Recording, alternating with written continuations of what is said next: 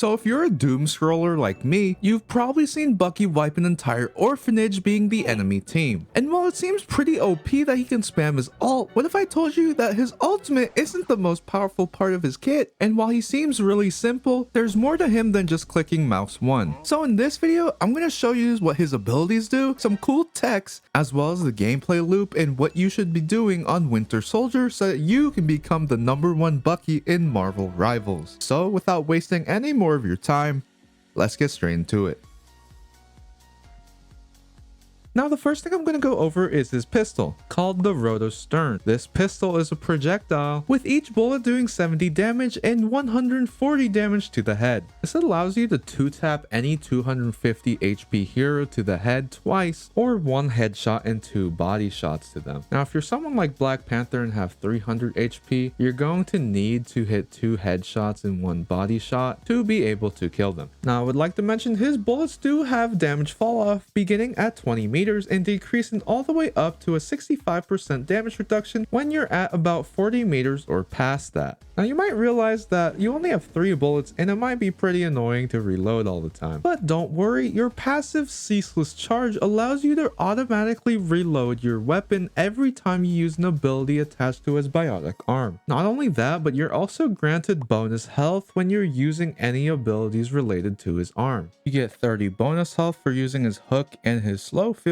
and you get 50 bonus health for using his uppercut and his ult. But speaking of his abilities, let's start off with the bionic hook. This hook is on an 8-second cooldown and does a measly 15 damage. Now if you didn't know, there's actually 2 versions of the hook, and this does change it quite drastically. Now if you simply tap it, it will go out to a measly 10 meters and it's not really ever used this way. Now by holding the bionic hook, you can charge this up and reel people in from a whopping 20 meters. Now I would argue that this is the best thing in his entire kit because you can combo this with the next ability and you can do some cool techs that I will show you later in the video. And that next ability is going to be the Trooper's Fist. You can dash forward up to 9 meters, doing 65 knockback damage and 25 seize damage. It's a pretty simple ability that can be used as an offensive and a movement tool. Now for his third ability, he has Tainted Voltage. This is a projectile that goes straight and does 55 damage. It's on a very short 6-second cooldown that also slows people it gets into contact with, slowing their movement speed by 35%, and does this for 2 seconds. You mainly want to use this ability to either poke and get alt charge since it can go through multiple people, or you can use this to slow people that you've hooked in so that they can't run away from you as fast. Just like the women I chase at night. This is a joke. I do not chase women in the dark.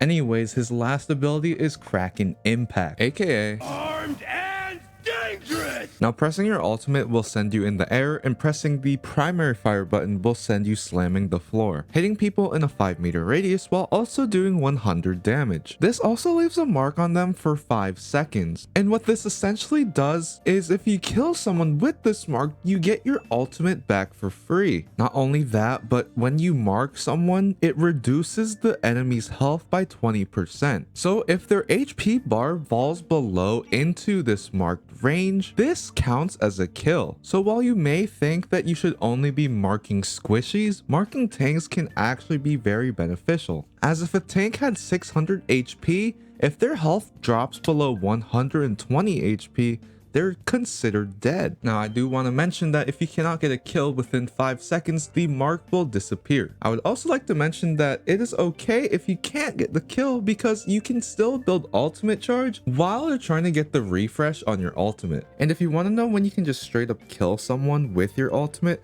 there's going to be a mark on top of their head, which is an indicator that they can just straight up die to your ultimate slam. Now for the very last thing, Bucky has a team up ability with Rocket where he gives Rocket a new device that he can drop and give Bucky a faster fire rate as well as infinite ammo. The faster fire rate is quite noticeable and it's a 25% fire rate boost. And while it's not needed, it's pretty good for burning shit like Hella ult or just spamming a choke. But now that I've gone over every single thing with Bucky, let me show you some cool techs and combos that you can do with all of his abilities.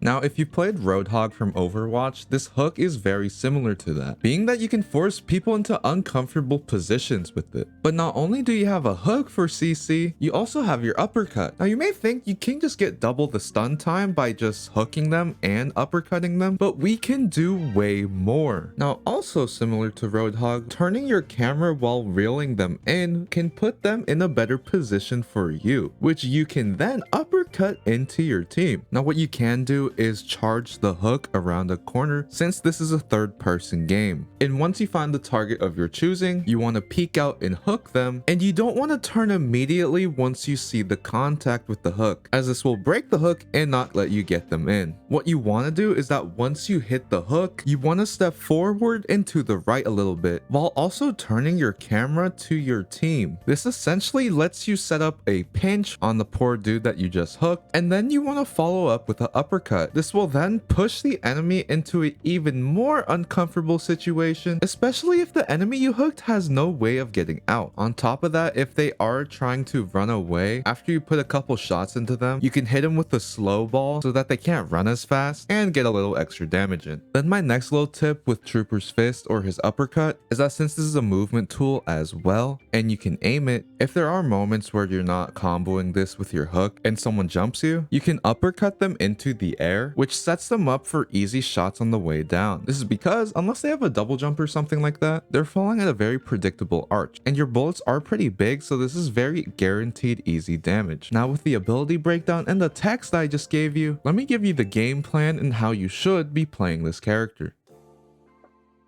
Now, with Bucky, even though he does have some crowd control abilities, he is a pretty easy character to dive on. So a lot of the times you definitely don't want to go on hard flanks or stray too far away from your team. This is obviously because you don't want to get singled out by any dive characters, and you can get support from your healers and your tanks. On top of that, if you don't play with your team, your hooks aren't going to get as much value since you now have no one to push the enemy into from your hooks. Now, speaking of hooks, I wouldn't say there's a must pull or I should be pulling the healers or pulling in the tanks, but I would say the most ideal targets are the ones that can't run away from you or have no mobility tools. As an example, Magneto's a pretty good one, as you can kind of taunt him to either put up his shield or his bubble, both of which are pretty good trades and cooldowns. But since Magneto's shield is resource based, once he drops the shield, you can hook him in and he doesn't have any mobility tools. Then I would also like to mention that with his ultimate, if you see a tank or a support that has the mark on top of their head, ripping the ultimate just to secure this kill is so worth it. Even if you can't get the chain kills and TikTok clips with the ultimate, it's fine to just solo ult someone and not get anything after that. I would also like to mention that if you see someone like Captain America, Doctor Strange, or Magneto, or anyone with a shield, be aware that when you're ulting them, they can prevent you from marking enemy players. So do not ult their shield or wait until their shield or bubbles are gone. I would also like to mention that while you're going for this ultimate and you do end up killing someone, if you see an enemy that is just way far out into the distance, do not go for this. Remember that I mentioned that you want to be sticking with your team. Your teammates can also help you in assisting marked targets, which will in turn also get you your ultimate, and slamming all the way into their backline while your team is in Narnia will make it very easy to get singled out and just die, and you won't even get your ultimate back anyways because you're dead.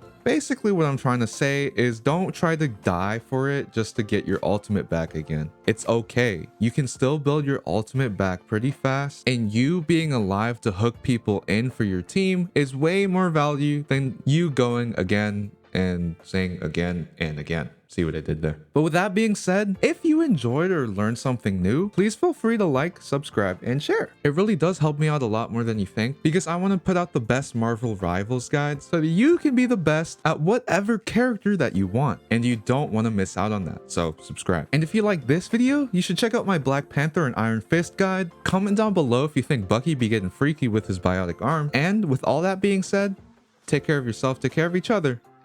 Peace and love, baby.